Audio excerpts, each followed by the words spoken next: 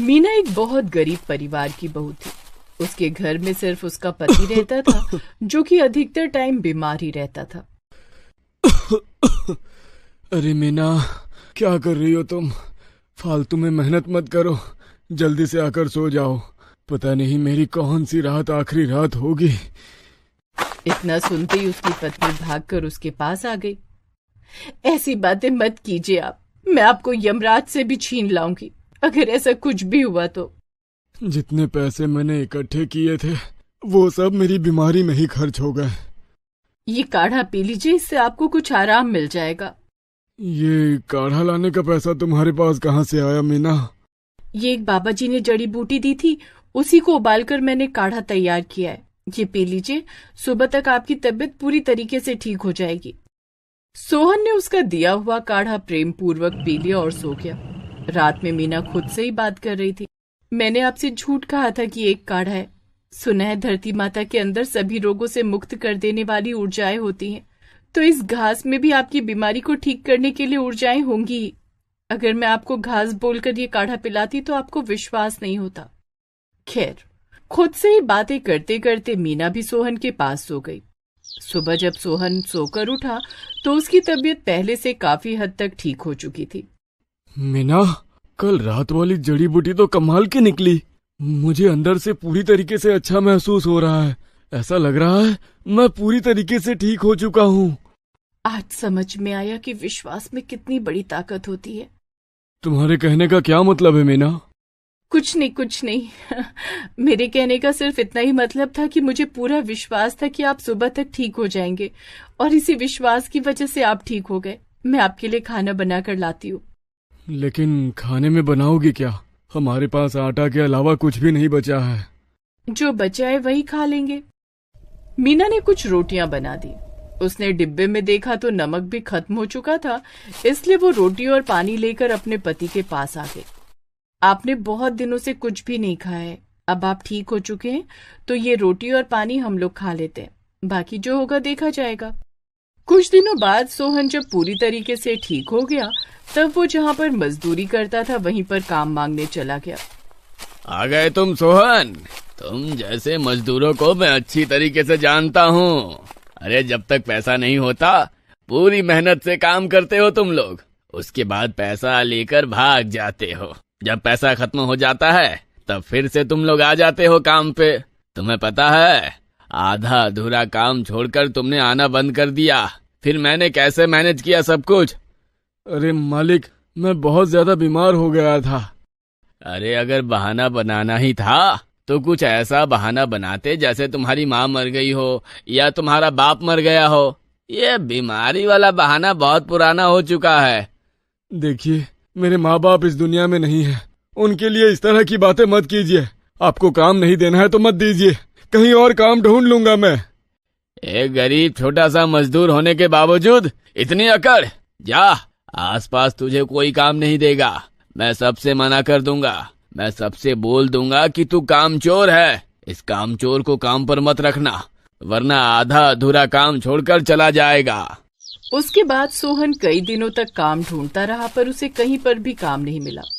थक हार कर वो हर रोज की तरह अपने घर वापस आ गया। उसकी पत्नी उसका चेहरा देखकर समझ गई कि उसे आज भी काम नहीं मिला। देखिए, आप इस तरीके से परेशान मत होइए। हम दोनों ने जिंदगी भर एक दूसरे के साथ निभाने का वादा किया था, तो हर हालात में मैं आपका साथ निभाऊंगी। आपको पता है 5 दिन बाद स्वतंत्रता दिवस है। अरे क्या फायदा ऐसी आजादी का? ये सब त्योहार उन्हीं के लिए अच्छे हैं जिनके पास पैसा है और अच्छा खासा जीवन जी रहे हैं। हम जैसे गरीबों के लिए तो क्या आजादी और क्या गुलामी। हम जैसे गरीब हमेशा किसी न किसी की गुलामी ही करते रहते हैं। पहले अंग्रेजों की करते थे और अब बड़े बड़े व्यापारियों की और अब बड़े बड़े राजनेताओं की। तो आजाद कौन है इस दुनिया में? कोई नहीं है। देखिए, अभी आपका दिमाग थोड़ा गर्म है, इसलिए ये सब बातें बोल रहे हैं। हम लोग भी इस बार स्वतंत्रता दिवस मनाएंगे। ज्यादा कुछ नहीं तो एक तिरंगा तो फहरा ही सकते हैं। अरे कहाँ से तिरंगा फहराएंगे मीना? हमारे पास तो 5 रुपए का तिरंगा खरीदने के लिए भी पैसे नहीं है। दिन भर पैदल भटकता रहता हूँ काम ढूंढने के लिए, पर कहीं काम नहीं मिलता। क्या फायदा ऐसी आजादी का? मीना 15 अगस्त वाली सुबह पड़ोस वाली दुकान पर गई। भैया, ये वाला तिरंगा कितने रुपए का है? ये तिरंगा 50 रुपए का है। ये तो बहुत महंगा है। अच्छा, ये छोटा वाला तिरंगा कितने रुपए का है? ये वाला तो सिर्फ 5 रुपए का है। ठीक है, ये 5 वाला तिरंगा दे दीजिए भैया। मैं इसके पैसे आपको 2-3 दिन बाद दे दूंगी। आज 15 अगस्त है। आज के दिन मैं बिल्कुल भी उधार नहीं कर सकता, वरना साल भर उधारी ही चलती रहेगी। और तुम देश के लिए 5 रुपए का तिरंगा नहीं खरीद सकती। तुम मत मनाओ स्वतंत्रता दिवस। किसी डॉक्टर ने कहा है क्या कि इंडिपेंडेंस डे मनाना जरूरी है, वरना मर जाओगी? अरे भैया, आप तो मुझे जानते हैं ना। हाँ, जानता हूँ, इसीलिए तो मना कर रहा हूँ। पहले से ही तुम्हारा 5,000 उधार है, वो तो अभी तक दिया नहीं। वैसे भी अगर तुम आज झंडा नहीं फहराओगी तो देश की आजादी नहीं छीन जाएगी। इतनी कड़वी कड़वी बातें सुनकर मीना की आंखों से आंसू छलक उठे। वो अपने आंसुओं को छुपाते हुए सीधा अपने घर आ गई। बाहर सारे लोग स्वतंत्रता दिवस की खुशियां मना रहे हैं, लेकिन मुझे और मेरे पति को अब इस दुनिया से आजादी चाहिए। नहीं जीना अब हमें। ये तुम क्या कह रही हो मीना? तुम हर वक्त मुझे हौसला दिया करती थी और आज तुम ही जिंदगी से हार गई। अरे जरूरी नहीं कि तिरंगा फहराने से ही हम लोग स्वतंत्रता दिवस मना सकते हैं। खड़े होकर इस देश के वीरों को एक बार याद कर लेंगे और हम दोनों अपने घर में खड़े होकर राष्ट्रगान गा लेंगे। बस मन गया स्वतंत्रता दिवस। जरूरी नहीं कि तिरंगा ही फहराया जाए, क्योंकि तिरंगा हमारे दिलों में बसता है, न कि लकड़ी के छोटे से डंडे पर। सोहन की बातें सुनकर मीना के अंदर एक ऊर्जा छलक उठी। आपने बिल्कुल सही कहा। इस देश की आजादी के लिए न जाने कितने लोग कुर्बान हो गए। कई लोग फांसी पर चढ़ गए और हम लोग अपनी छोटी सी गरीबी की वजह से परेशान हो गए। ये बहुत छोटी सोच थी मेरी। आप परेशान मत होइए। इस बार हम तिरंगा भी फहराएंगे, राष्ट्रगान भी गाएंगे और लोगों के बलिदान को भी याद करेंगे। मुझे ऊपर वाले पर पूरा भरोसा है कि कुछ न कुछ जरूर हो जाएगा। मीना सोचने लगी कि आखिर तिरंगे का इंतजाम कैसे किया जाए, क्योंकि दोपहर होने वाली थी। अभी तक तिरंगा नहीं फहराया था उसने। फिर वो भागकर आसपास के खेतों में चली गई। मेरे पास 3 रंग भी नहीं है, वरना मैं किसी तरह तिरंगा खुद बना लेती। पर जिस तरह मैंने घास का काढ़ा पिलाकर अपने पति को सही किया था, कुछ वैसे ही धरती माँ से मुझे कुछ उधार लेना पड़ेगा। उससे ही मैं तिरंगा बना लूंगी। पास वाले खेत से गाजर ले लेती हूँ और हरे रंग के लिए घास का इस्तेमाल कर लूंगी, और सफेद रंग के लिए आटा तो हमारे घर में है ही। बस तिरंगे की रोटी ही बना दूंगी और मन जाएगा हमारा स्वतंत्रता दिवस। मीना ने पास के खेत से एक गाजर चुरा लिया। उसने सोचा कि इतनी छोटी सी आजादी तो आज के दिन बनती ही है, और बगीचे से ही थोड़ी सी घास नोच ली। अब उसने कुछ ऐसी रोटियां बनाई जिसका ऊपरी सिरा गाजर को पीसकर उसने केसरिया कर दिया था, बीच का हिस्सा आटे से सफेद कर दिया और सबसे नीचे घास लगा दी, जिससे नीचे का हिस्सा हरा हो गया। अरे वाह मीना, तुमने तो तिरंगा रोटियां बना दी। मैंने कहा था ना कि हम आज तिरंगा जरूर फहराएंगे। अगर इस देश की हर महिला तुम्हारी जैसी हो जाए तो देश और भी ज्यादा सशक्त हो जाएगा। तो इस तरह से अब एक तिरंगे की रोटियां बन चुकी थी। अब उन रोटियों को उसने गर्म करके एक लकड़ी के डंडे में लगा दिया। वही झंडा फहराकर वो दोनों शहीदों के बलिदान को याद करने लगे और फिर राष्ट्रगान भी गाने लगे। दोनों ने आंखें बंद कर ली, पर जैसे ही उन लोगों ने अपनी आंखें खोली, वैसे ही उन लोगों ने खुद को एक बहुत ही अच्छे महल में पाया। ये हम कहाँ आ गए मीना? पता नहीं, चलिए बाहर चलकर देखते हैं। रुक जाओ, ये आवाज कहाँ से आई? कौन है यहाँ? मैं हूँ तिरंगा रोटी। मैं कोई साधारण रोटी नहीं, बल्कि एक जादुई तिरंगा रोटी हूँ। इतना सब कुछ झेलने के बाद भी तुम दोनों ने इस देश के शहीदों की शहादत को याद किया, स्वतंत्रता दिवस मनाया। इससे खुश होकर परमात्मा ने मुझे आप दोनों की सेवा करने के लिए भेजा है।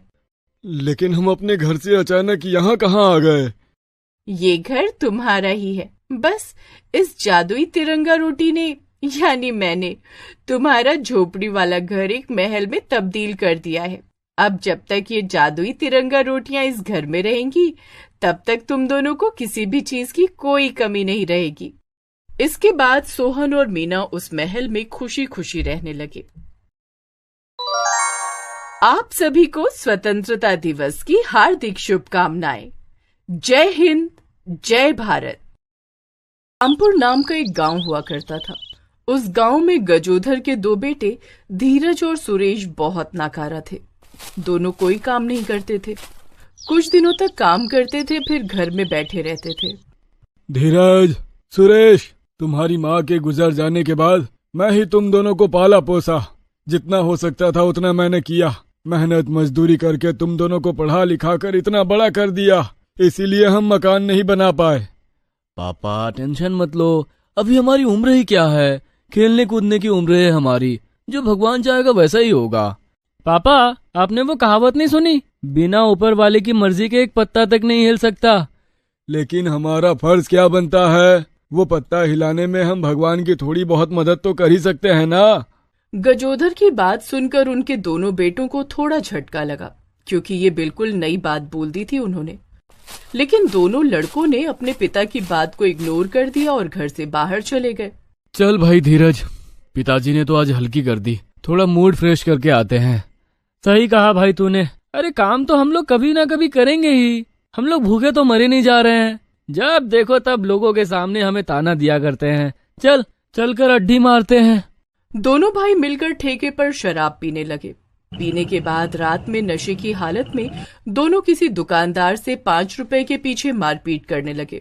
तभी वहां पर पुलिस आ गई और उन्हें अरेस्ट करके ले गई। अगले दिन जब ये बात गजोधर को पता चली, तब वो अपने दोनों बेटों को छुड़ाकर अपने घर ले आए। देखो बेटो, ये आखिरी बार था। जो भी थोड़ा बहुत पैसे मेरे पास थे, वो पैसे वकील को देकर मैंने तुम दोनों को छुड़ा लिया है। इसके बाद अगर तुम लोग ऐसी हरकत करोगे तो मैं तुम्हें जेल से नहीं छुड़ा पाऊंगा, फिर वहीं सड़ते रहना। हाँ। उस दिन दोनों बेटे कुछ नहीं बोले। अगले दिन गजोधर अपने खेतों में अकेले बैठा कुछ सोच रहा था। तभी उसके पास गांव के एक पंडित मिश्रा जी आकर बैठ गए। अरे गजोधर जी, क्या बात है, इस तरह अकेले मुंह लटकाकर खेतों में क्यों बैठे हो? अभी तो कोई फसल भी नहीं है जिसकी तुम रखवाली कर रहे हो। अरे क्या बताऊं मिश्रा जी, आप मेरे दोनों आवारों बेटों को तो जानते ही हैं। उनकी माँ के गुजर जाने के बाद कितनी मुश्किल से उन्हें पाल पोस कर पढ़ाया लिखाया, बड़ा किया, और ये लोग हैं कि अपनी जिंदगी बर्बाद कर रहे हैं। मैं तो कभी न कभी दुनिया छोड़कर चला ही जाऊंगा, फिर न जाने इन दोनों का क्या होगा। मैं आपके दोनों बेटों को जानता हूँ, उन दोनों को समझाने का कोई फायदा नहीं। मेरे पास एक उपाय है जिससे उन्हें कुछ समझाना भी नहीं पड़ेगा और वो खुद ब खुद सुधर जाएंगे। ऐसा कौन सा तरीका है मिश्रा जी?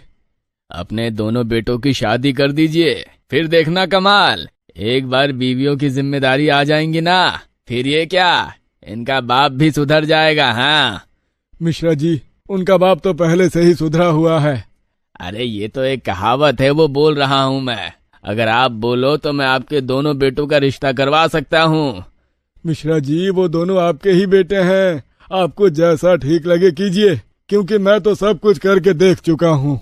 मिश्रा जी ने खुद जाकर सुरेश और धीरज से उनकी शादी की बात की। अपनी शादी की बात सुनते ही धीरज और सुरेश खुशी से झूम उठे। अरे पंडित जी, अभी तक आप कहाँ थे? हम दोनों को शादी की चुल बहुत पहले ही मची हुई है, पर पिताजी से तो मैं कुछ कह नहीं सकता था।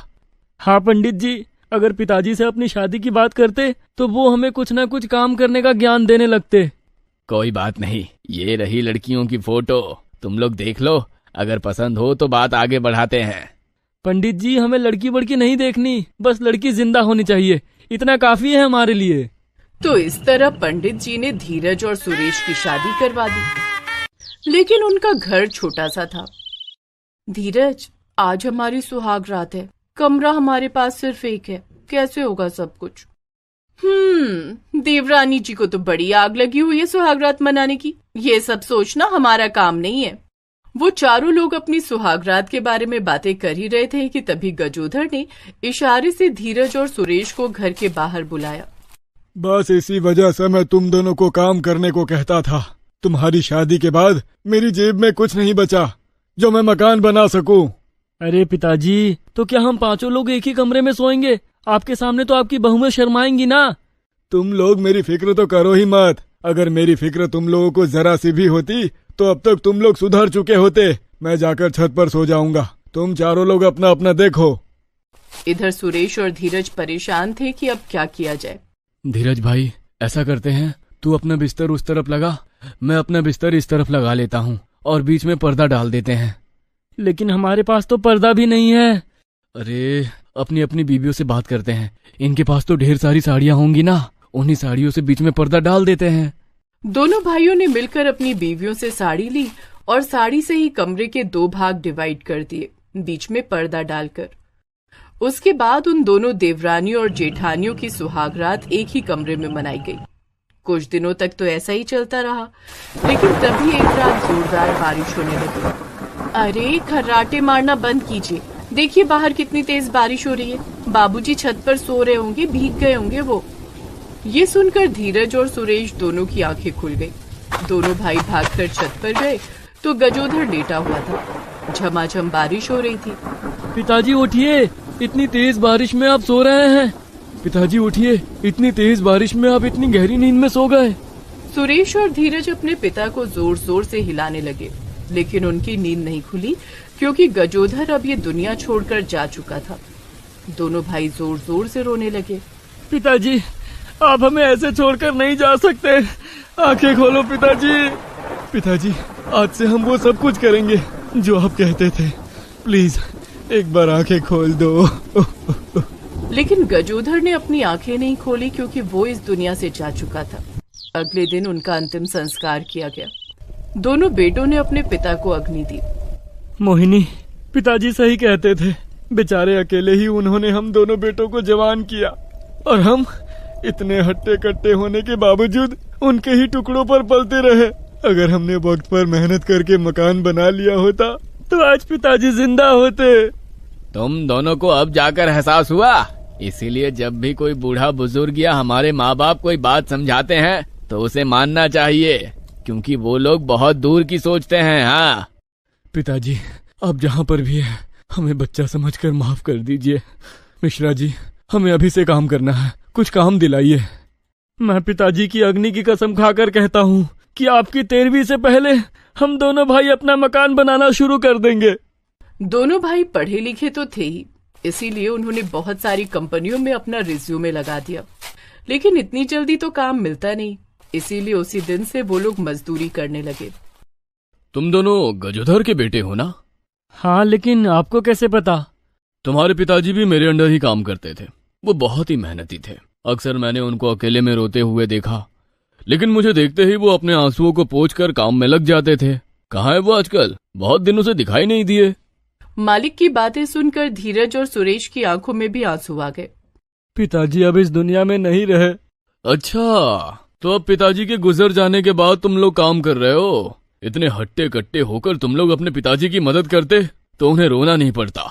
वो तुम दोनों की वजह से ही परेशान रहते थे, मुझे ऐसा लगता है। आपने बिल्कुल सही कहा मालिक, हम लोगों ने कभी अपने पिता की बात नहीं मानी। आजकल के बच्चे भी ना, पिता के मरने के बाद ही उनकी वैल्यू पता चलती है। चलो चलो काम करो। वो दोनों काम करते रहे। कुछ दिनों बाद मिश्रा जी ने उन दोनों को अपने पास बुलाया। कमलेश, सुरेश, मैंने तुम लोगों के लिए कंपनी में बात कर ली है। मैं अपनी गारंटी पर तुम्हें वहाँ लगवा रहा हूँ नौकरी। हाँ, मन लगाकर काम करना, पहले की तरह मत करना कि 10-15 दिन काम किया और फिर छोड़ दिया। मिश्रा जी, अब आप हम लोगों को बार बार शर्मिंदा मत कीजिए। पिताजी के जाने के बाद हमें अपनी गलती का एहसास हो चुका है। मिश्रा जी के आशीर्वाद से 1 हफ्ते के अंदर ही उन्हें नौकरी भी मिल गई।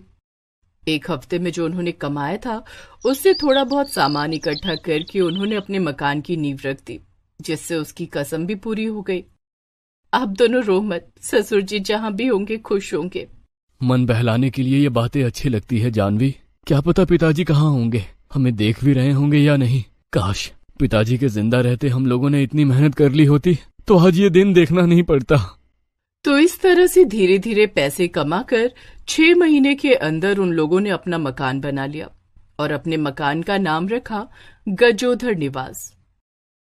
वक्त रहते वक्त को बदल डालिए, वरना पछताने के अलावा कोई दूसरा रास्ता नहीं बचेगा आपके पास। इस वीडियो को लाइक करें, हमारे चैनल को सब्सक्राइब करें, बेल आइकन जरूर प्रेस करें हमारी न्यू वीडियो सबसे पहले देखने के लिए।